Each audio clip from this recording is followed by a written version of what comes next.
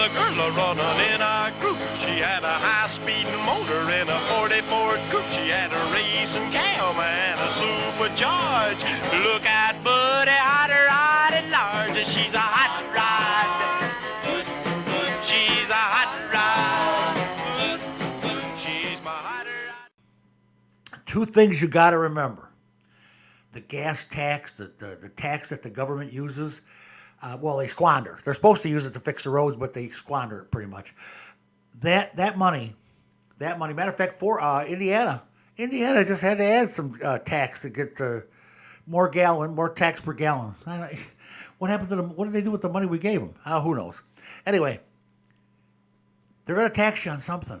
Don't think that you're going to get away with not buying Arab oil or gasoline or paying a gasoline tax. In California, they've already found a way. When you file your income tax, you have to declare the mileage that you drove that year, and you shall be taxed on that mileage.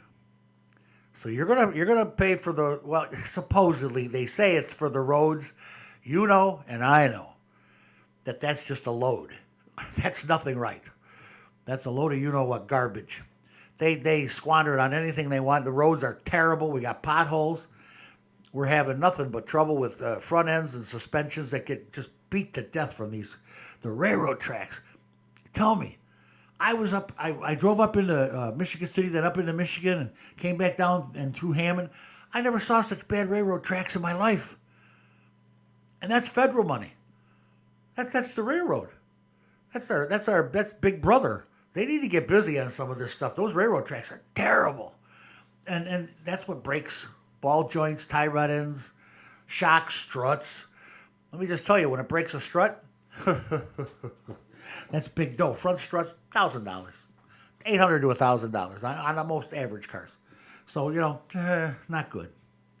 We've been having quite a bit of that here lately at my shop, Unlimited Service in Lansing, on the corner of Ridge Road and Burnham Avenue, 708-895-9520. Call me anytime. I'm always there, or I'm always able to be found, even if I sneak out once in a while and go watch a ball game or whatever, because I'm getting old. I can't work all the time, I sneak out once in a while. I go to Blue Top and have an onion ring or 20. Or I go to Freddy's and have a nice martini. They make the best martinis. Anyhow, getting back to this buying an electric car. This is important. The hybrids, the electrics, the batteries. There's a couple different kinds of batteries out there. Lithium ion and nickel cadmium. We're going to go over the cars that are out there that are available. I've got three that I consider viable electric cars or hybrid electric, whatever, that are actually price-wise and dependability-wise, and they're not your gas car. They're not your dad's Oldsmobile, trust me, or your grandpa's either. But you could get away with buying these. But eventually, if you keep buying them, and more people keep buying them, guess what? There's going to be a tax in Illinois and Indiana.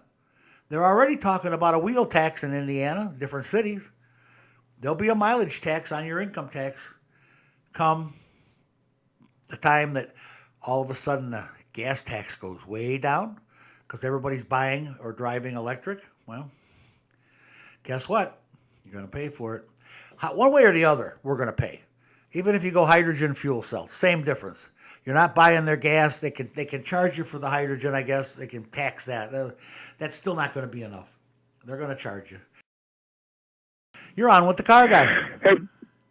Hey, this is John from Avanti. How you doing, Big George? Hello, Avanti. John, how are you?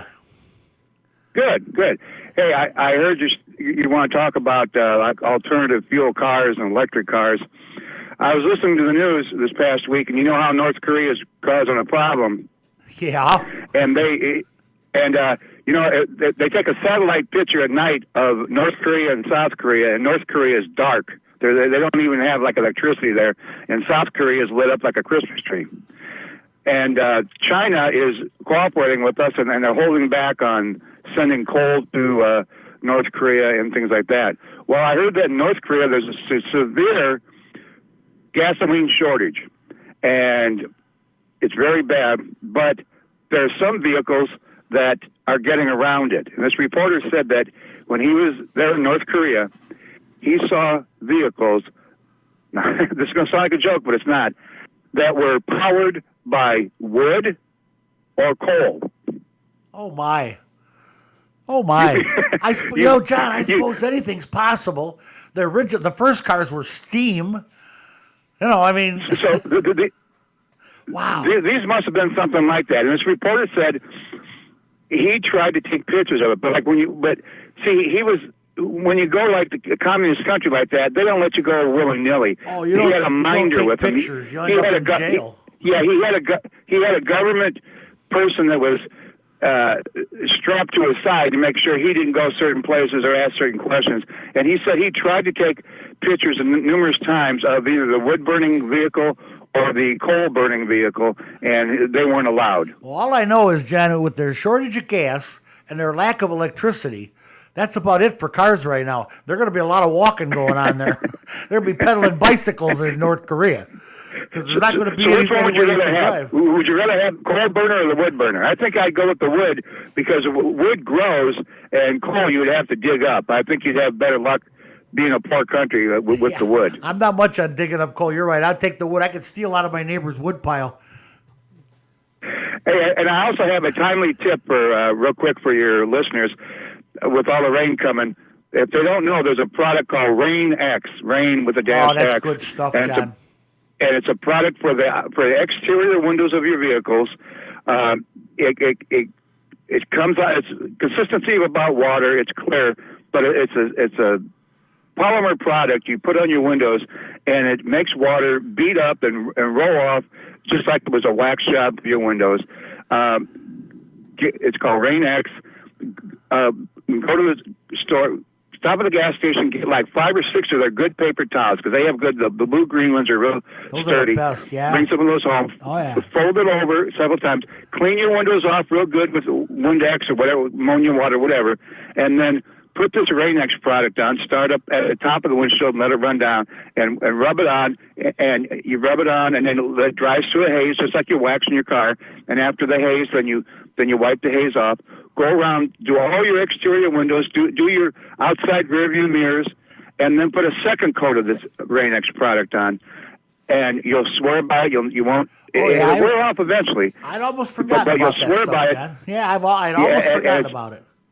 That's good stuff. It's excellent. And they also make a product called Fog X for the inside of your windows. Oh, jeez. So I just thought I'd tell people that, and with all this rain we've been having and going to have. I'm too old for fogging up the inside of the windows these days, John.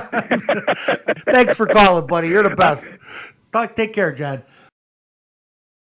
I don't think our infrastructure is ready for it yet. There's a lot of hoopla on this, and the race is on. Everybody is trying to be the first to make a long-range, affordable electric car for the American people to watch, or to buy, rather.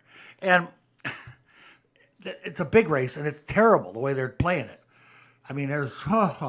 when did you get to the no driver cars, the autonomous cars? They have industrial spying going on. It's unbelievable. We'll talk about that in a minute. I got to tell you the story about the first electric cars that came out.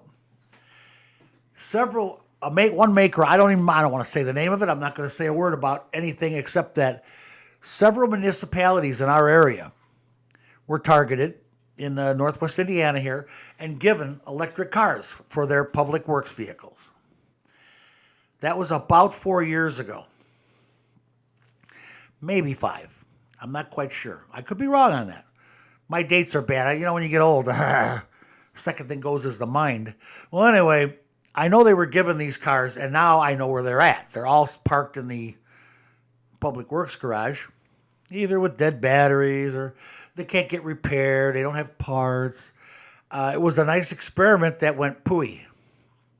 So just remember that as you're going out to buy these electric cars. I will tell you there's a couple out there that are reliable. Here's the ones we're going to talk about. And as much as I hate to say it, Tesla.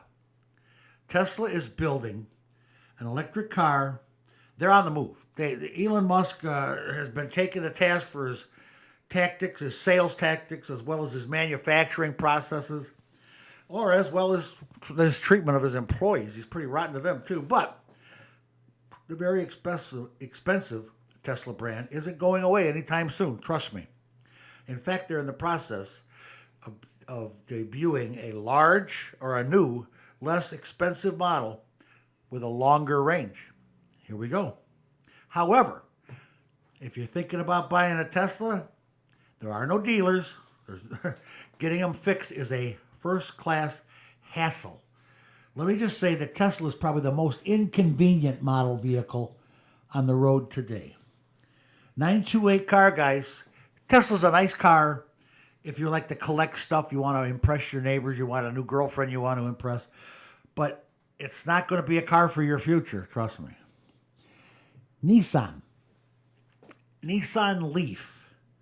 Now, Tesla uses a lithium-ion battery. We all know about those. We're going to talk about those in a minute. Nissan Leaf also uses a lithium-ion battery, such as the iPhones and the 767s. We'll talk in a minute. I'm pretty sure that Nissan has eliminated the fire scares that haunted their early Leaf models. They had a lot of them catching fire. That's just what happens. And it really could become a decent around-town vehicle for the family with a fairly short range, but they're at a decent price. The Nissan Leaf, we said, was an okay for around town, blah, blah, blah. You're going to have to carry an extension cord with you. You're going to have to beg for a charge everywhere you go because there isn't charging stations everywhere. It's just that's the way it is. You go to visit your auntie, you can just say, can I plug into your garage?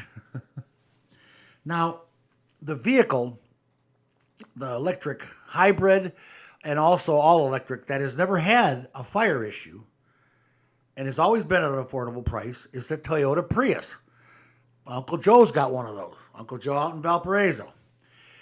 They use a nickel cadmium power battery. It has proven to be a reliable vehicle in a hybrid or electric transport. It's electric transportation and not steeply priced. I have sales fleets. I have one in particular. A bunch of Subway guys that are running around from Subway to Subway. They are driving these Priuses and they love them. They absolutely love them. They have no trouble with them. I have not had to put any batteries in them yet. I've put brakes on them. I've put some tires on them. I've done all the maintenance that they need, but never any batteries. Never have to touch them. Now, the first ones were mixed, hybrid, electric and gas powered. And you could get it both ways. But the nickel cadmium, as far as I'm concerned, seems to be the way to go. I don't know if it's more expensive. That research I'll leave up to you guys. When you go to buy a car, you got to think about it. I just want to take one quick second and talk about self-driving technology. Okay? Self-driving technology is not ready yet. I'm sorry. It's not ready. Tesla, Lexus, Mercedes, Google have all had crashes. And some were fatal to these people. But that race is on. Vicious espionage and trade secrets and selling, and it's rampant. One guy gets a Uber, the guy, they've lost two executives one was cheating the other ride companies, and the other was stealing autonomous technology. And both those guys are gone. And with a good reason they're gone. They should be. That's crazy. This is not, this is like the Old West. Everybody is running and crazy, and they want to be sure that you know that you need to buy their car.